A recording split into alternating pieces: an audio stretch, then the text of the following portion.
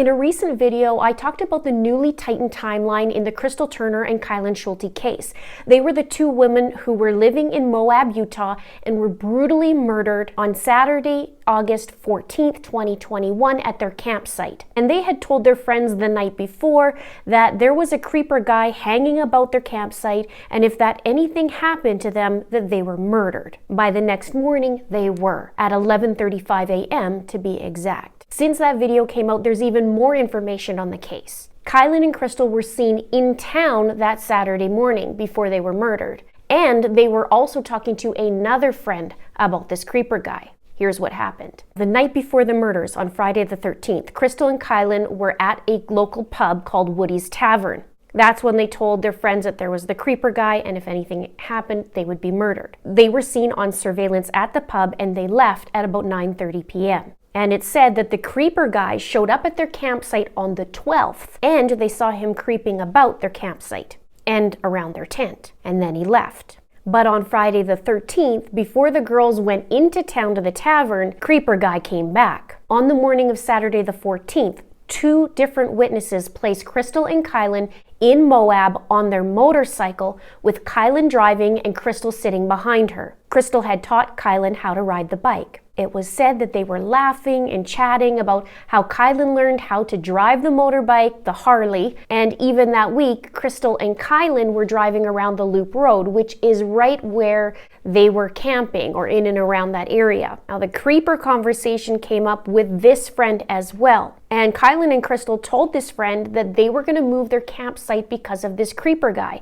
And this creeper guy had told them that this was his site and his area, and that they had to leave. Even though Crystal and Kylen had been camping there for days, but this guy is trying to claim his spot. Now imagine that. You're at a campsite all week, some random guy comes around your campsite, starts snooping around in and around your tent, you see him do that, he leaves, so you think he's gone, he comes back, and then tells the girls that this is his area and that they had to leave. So why is he so adamant about this spot? Now let's dial this in a little bit more in the timeline. First, Kylen and Crystal had their Kia Rio parked at the campsite. So in order to drive the Harley, they had to drive the Kia Rio into town, which takes about 40 minutes. They then have to grab the Harley from A1 storage, which is the storage unit they kept the Harley in. So let's add 5 minutes to that so they could grab the bike. Then they have to go park the Kia Rio, which they did at McDonald's, which is about 1 to 3 minutes away from the A1 storage unit. They then have to park it and then hop on the bike. So in total, this is around 50 minutes. Then they drive around and then they run into their friend. They pull off to the Chevron, which is about that 1 minute down the road from McDonald's. And it actually backtracks from where they came into town. Now, since they ran into their friend at 9 a.m., that would put them in and around the 8 a.m. mark that they would have to leave their campsite, if that's all they did was go into town and then ran into their friend. So they meet their friend, and at 9:10 they're finished their visit, and then they left Chevron. We now know, as of my last video, that Crystal and Kylen were found at 11:35 a.m. and they were found in the creek near the campsite. And we know that switching the vehicles and the drive time's around 50 minutes. But what we don't know is how long Kylen and Crystal were at the campsite before this lunatic came by and killed them. However, from the sounds of it, he was getting pretty riled up already and wanted them to leave. So I feel, in my opinion, maybe they weren't there for very long before this happened. And maybe this guy was waiting for them to grab their stuff and leave. Or maybe this guy was actually following them around town until they got back to their campsite, because we know he was already miffed that they're in his spot. So maybe he did follow them to town and was ticked off and waiting for them to get back so he could deal with them. It's a possibility. And since we know he was already creeping around their campsite back from the 12th, well, there's his stalking pattern, right? He has stalker-like behavior, and it's all about power for him. And we know that he was trying to claim his spot, or proclaiming that was his spot, and told the girls to leave as if he owned the spot. And he was watching them before, right? So perhaps he did stalk them in town as well. Maybe he was seeing that, the girls are carrying on and having fun. Why are they doing that when they should be there clearing his spot for him? So at the latest, the girls would have to leave Moab at 10:45 to get back to the spot by 11:30. Perhaps they arrived even sooner. Now, I think it's not only important to ask for dash cam footage after 11:35 a.m., but also beforehand, just to see if this creeper not only left the place on dash cam, but before, and not just the roads leading out of town, but also in town. And I was also thinking that maybe the girls could be caught on dash cam. And what if there was a car that was also following them around that they didn't realize they were being followed?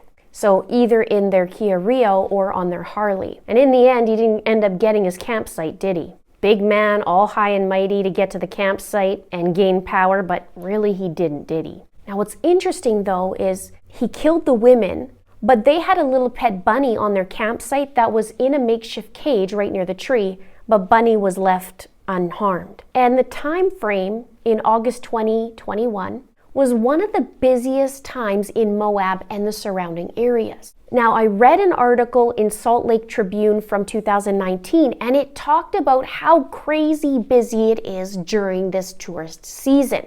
In the article, it says, in case someone hasn't noticed, however, Moab has been discovered in a big way, raising questions about whether it is wise for Grand County to keep spending on such advertising. So many tourists go there to hike, camp, stargaze, four-wheel drive, climb, ride, jump, float, slackline, not to mention sit in traffic, that visiting Utah's busted uranium town turned booming outdoor magnet is not always the joyful experience from which Moab is justly famous. Cars back up for a mile or more at the entrance to Arches National Park.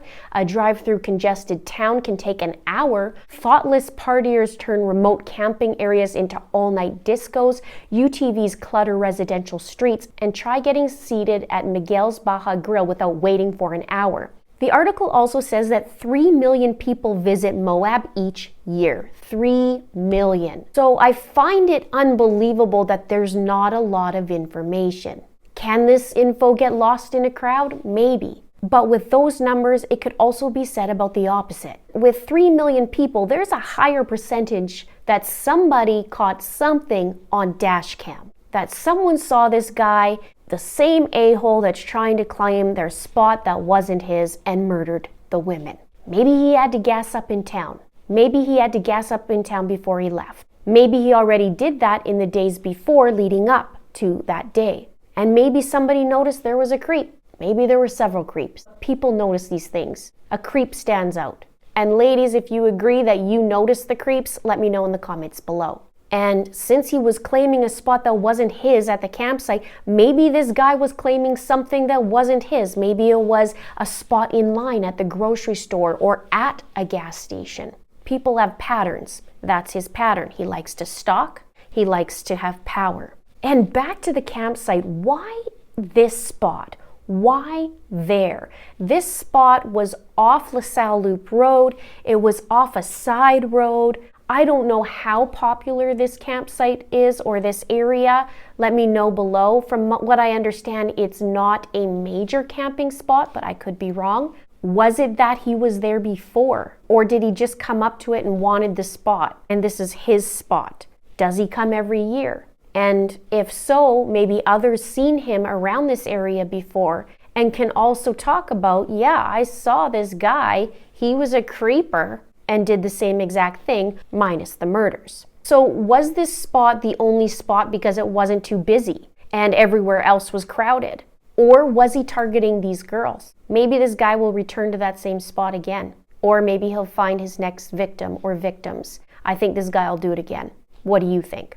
Now, there's a GoFundMe that's set up to help get a billboard in Moab for Kylen and Crystal. And as of the time of this recording, it was just over $1,400. If you'd like to donate, I will put the link in the description box below, along with the numbers to the authorities and also to the private investigator, Jason Jensen. You can remain anonymous. Please spread the word, share this video out. Let's catch this creeper guy because he is going to do this again. And he needs to be caught. And Kylen and Crystal need justice. No one deserves what they got. Please subscribe if you haven't done so already. Please like, and don't forget to share. Thank you so much for watching. We'll see you soon.